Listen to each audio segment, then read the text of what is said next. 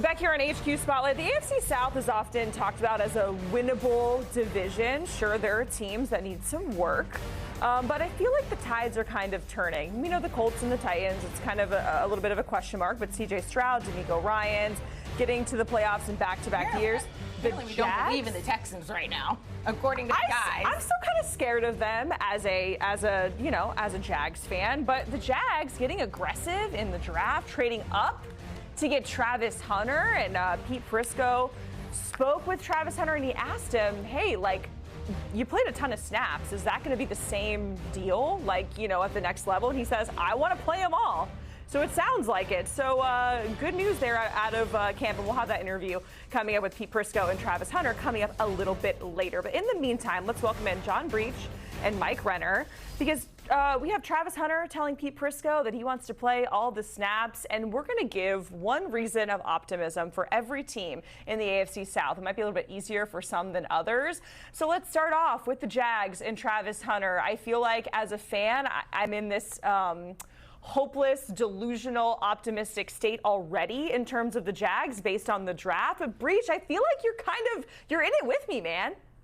I am all in with you, Jacqueline. Look, this is one of those things where whether Jacksonville is good or not, I would buy season tickets just to see Travis Hunter. And I think he is the reason for optimism. This is a team that needed some wide receiving help behind Brian Thomas, that needed some cornerback help. They didn't have to draft two players because they got Travis Hunter, who can do both of those. So there's a chance that he's going to be one of the most electrifying rookies in the NFL this year, and Jacksonville is certainly going to hope that he is, since they gave up so much to get him.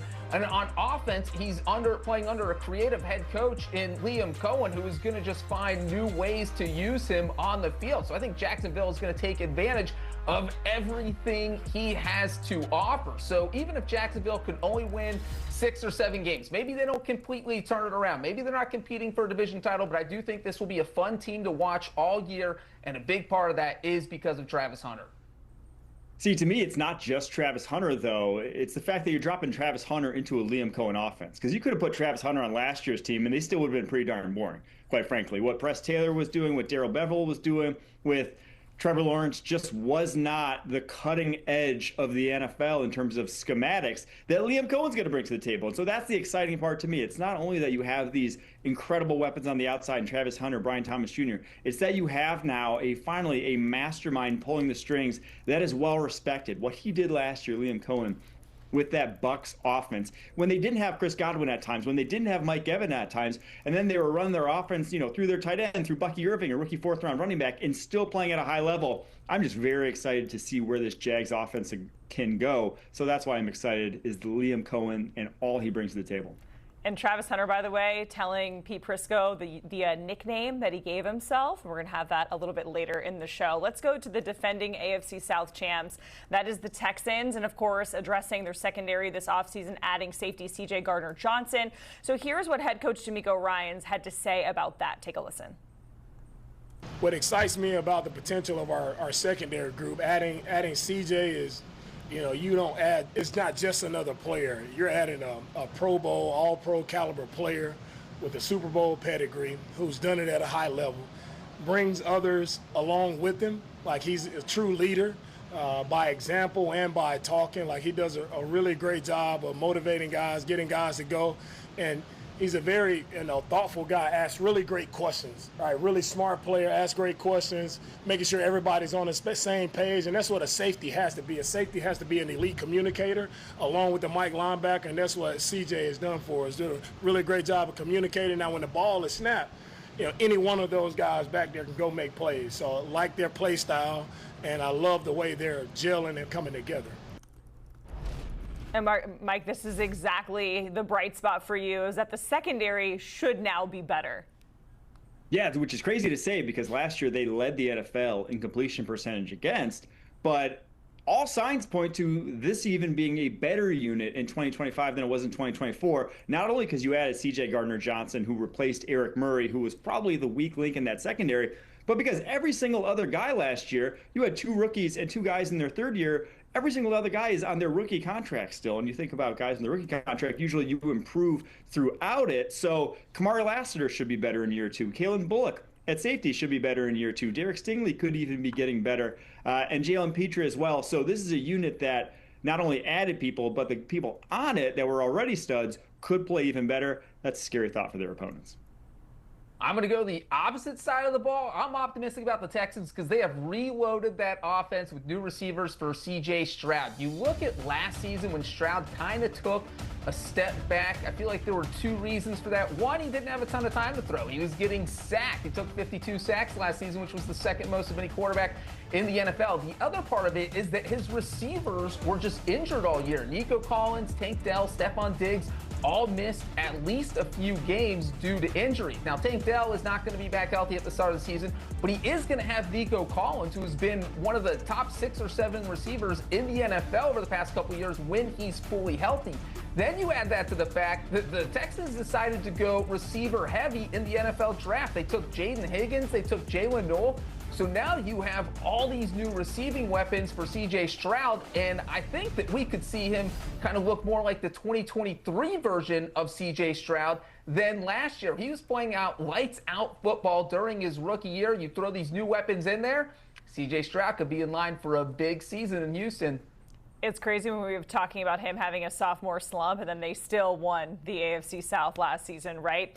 Let's go to the Colts. Coming off of an 8-9 season, they missed the playoffs, and a lot of us have been having that conversation of, you know, this is kind of a prove-it year for Anthony Richardson, right? And now there's another quarterback in that room in Daniel Jones. So here's head coach Shane Steichen on the 2 quarterback situation that he's got going on there in Indy.